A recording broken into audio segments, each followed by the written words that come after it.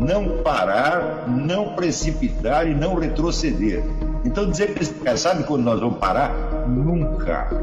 Nunca na sua porca vida. Né?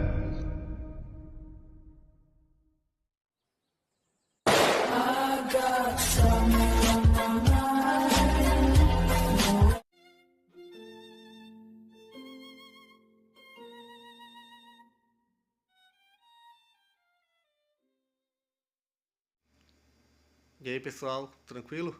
Então vem aqui antes do vídeo começar, pedir para vocês se inscreverem, quem não for inscrito, compartilhar, curtir, comentar.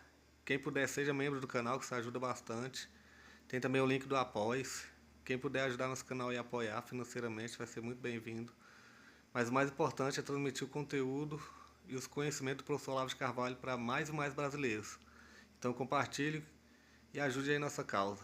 Muito obrigado a todos os membros, apoiadores do canal. Fico muito feliz. Tenho certeza que a gente está no caminho certo. Então fiquem com o vídeo e até mais. Valeu!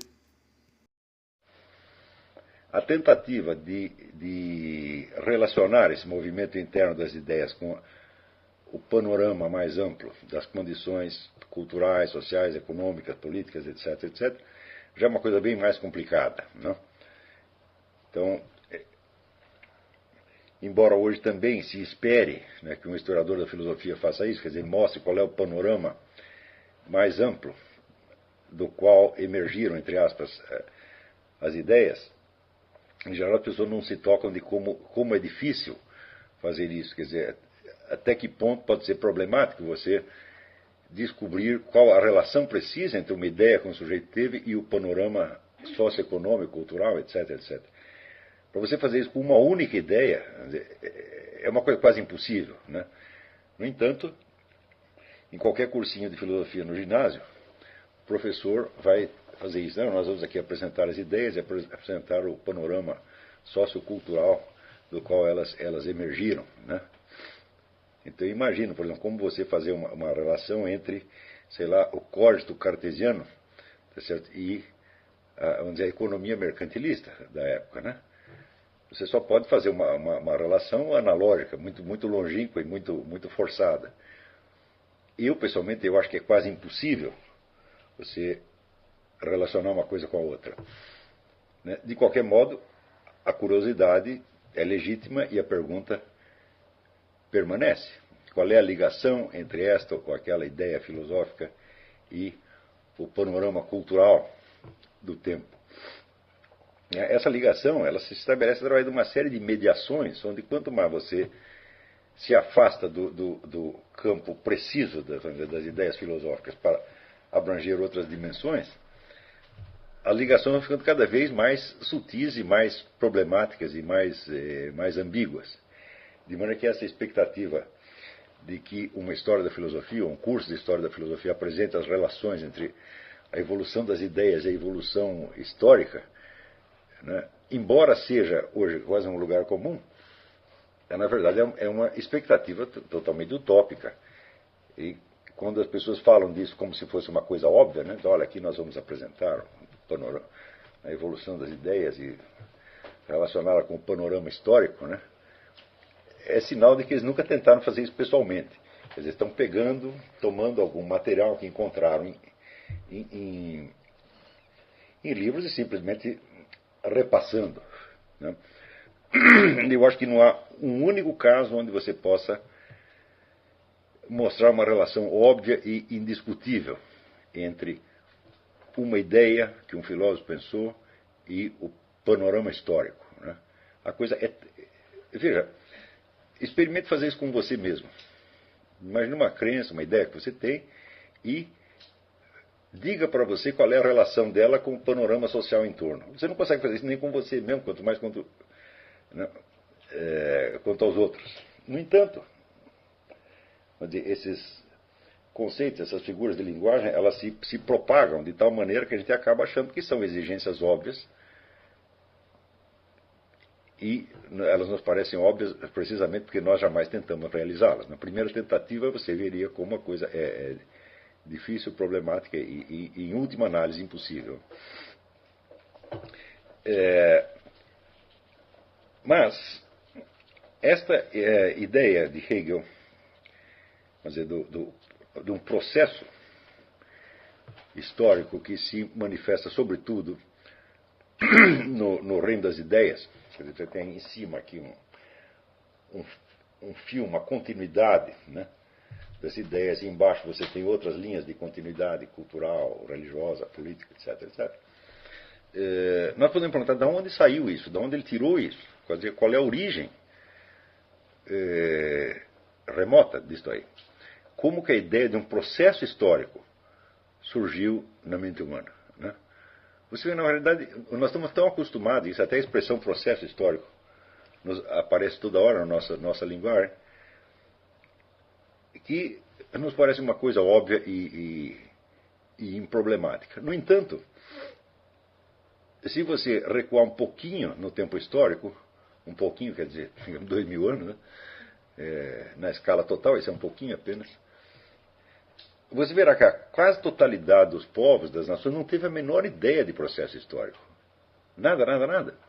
Por exemplo, das civilizações antigas, a única na qual você encontra alguns registros históricos, na qual você consegue, dos quais você consegue obter uma narrativa contínua, é a civilização chinesa. Porque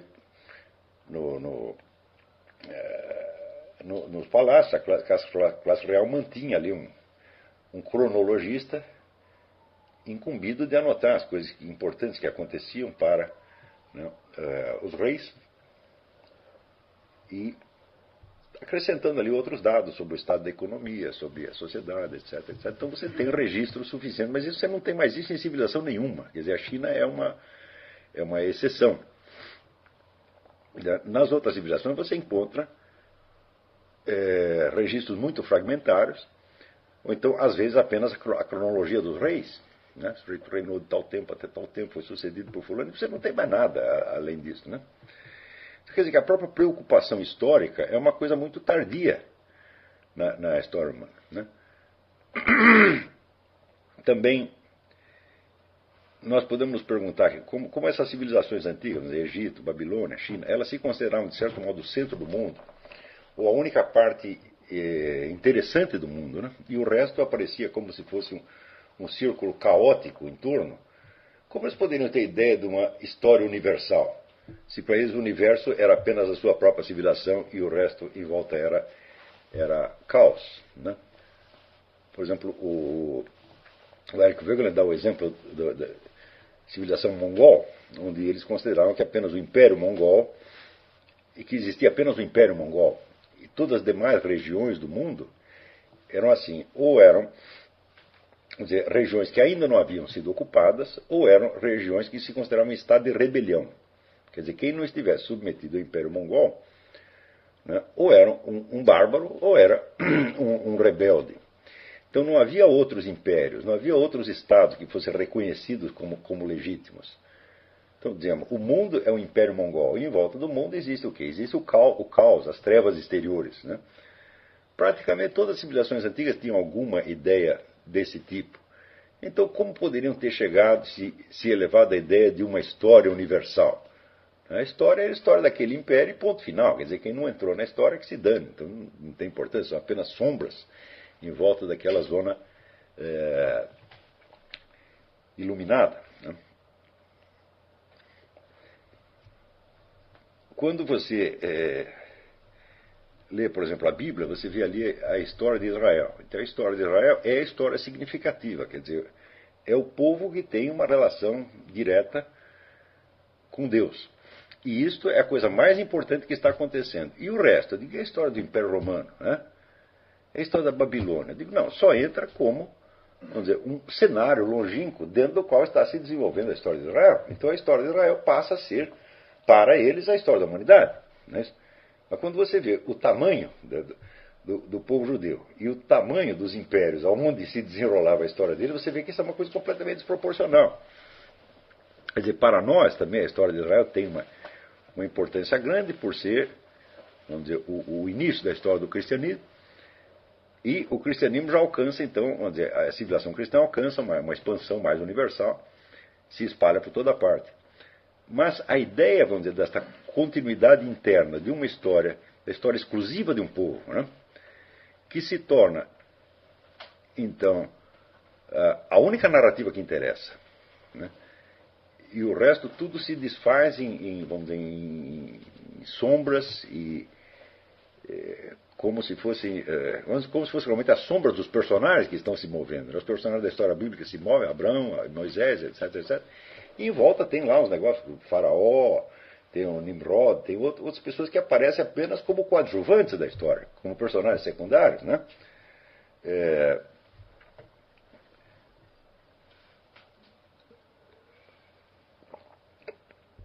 Você vê que já na Bíblia aparece uma certa ideia de continuidade e de uma coerência interna da história, né?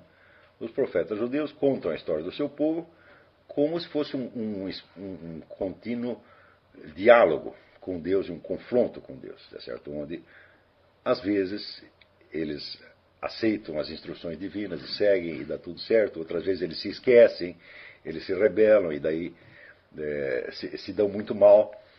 Então você tem uma chave, né, da história judaica. Essa chave é o que é? É o mandamento divino.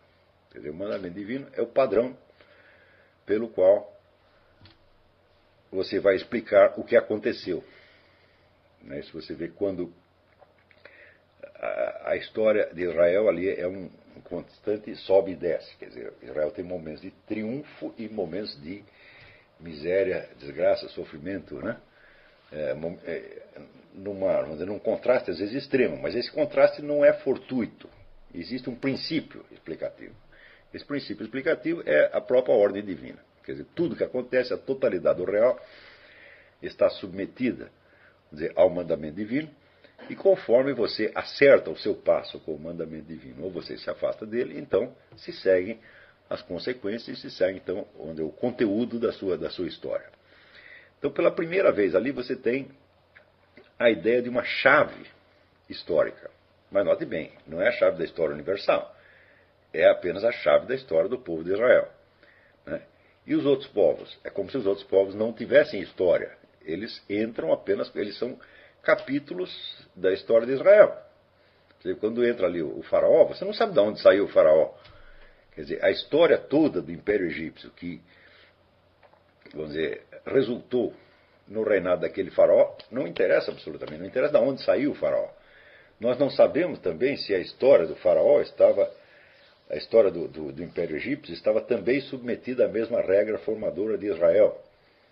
Se estivesse, nós devemos dizer, então, era uma espécie de uma regra inconsciente, porque os egípcios não tinham recebido a mensagem divina. Então eles não sabiam qual era a chave da sua própria história. Estou olhando desde o ponto de vista como veria um profeta judaico, né? Ou seja, nós judeus nós sabemos a chave, a coerência interna da nossa história, que é dada então pelo mandamento divino. Os outros também estão submetidos ao mandamento divino, mas eles não sabem. Então a história deles não faz sentido. Como não faz sentido, não pode ser contada.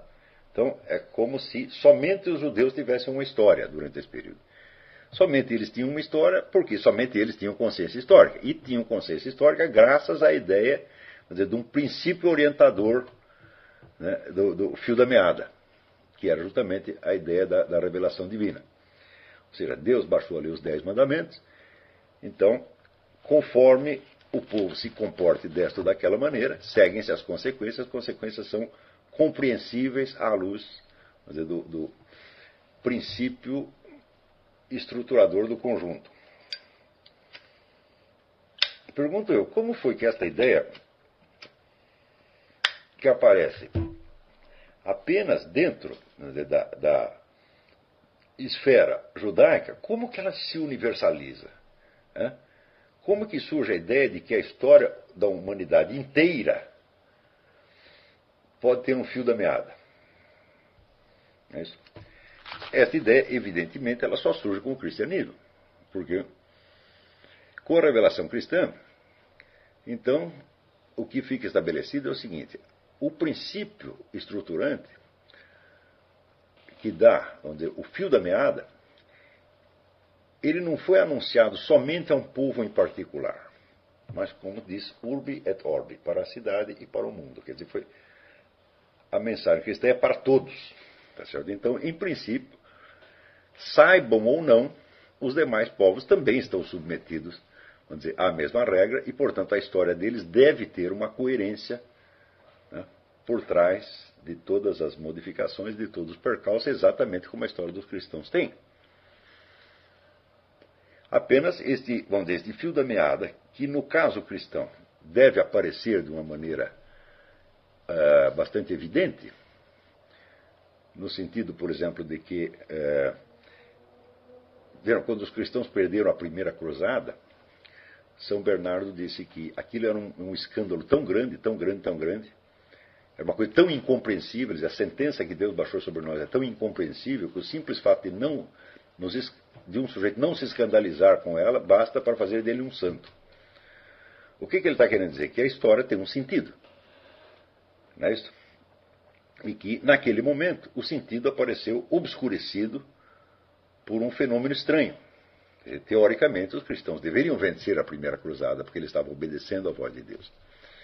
Se, apesar de obedecer, eles foram derrotados, então é porque Deus tem algum motivo secreto para fazer isso, e isso escapa da nossa compreensão, mas isto não desmente a existência de um fio da meada e de uma racionalidade da história. Apenas, vamos dizer, é a racionalidade divina e nós não estamos conseguindo captá-la neste momento. E quanto à história dos outros povos? Bom, elas também estavam regidas pelo mesmo princípio, só que de uma maneira inconsciente. Então, outros povos, sem terem recebido a mensagem cristã, eles podiam se aproximar dela ou se afastar dela, sem nem mesmo saber que ela existia. Né? Então, existe aquele negócio, vou dizer, da anima naturaliter cristiana, quer dizer, uma alma que é naturalmente cristã. Né? Então, essa expressão, salvo engano, Santo Agostinho aplicou a Platão. Platão, é claro que não conhecia a revelação cristã, porque veio 400 anos depois. Mas, naturalmente, ele tendia naquela direção. Então, esse princípio pode ser aplicado, vamos dizer, à história de vários povos. Os povos não tinham recebido a mensagem cristã, mas podiam estar agindo de uma maneira que fosse, pelo menos, parcialmente harmônica com ela, ou que fosse parcialmente antagônica a ela. E isto seria, então, a chave explicadora do seu destino. Então, a ideia de que toda a história humana pode ser remetida a um conjunto de princípios explicativos, ela surge daí. É, evidentemente, uma perspectiva que a gente diz escatológica. Escato não é aquilo que se refere, vamos dizer, ao fim do mundo. Quer dizer, as últimas coisas que vão acontecer. Sem a perspectiva das últimas coisas, não é possível ter a ideia, vamos dizer, de um percurso racionalmente compreensível da história. Porque se a história está em aberto, se nós não sabemos onde ela vai terminar, né, nem quando ela vai terminar, então, evidentemente, o percurso histórico não chega a adquirir uma forma. Se está em aberto, ele não tem forma.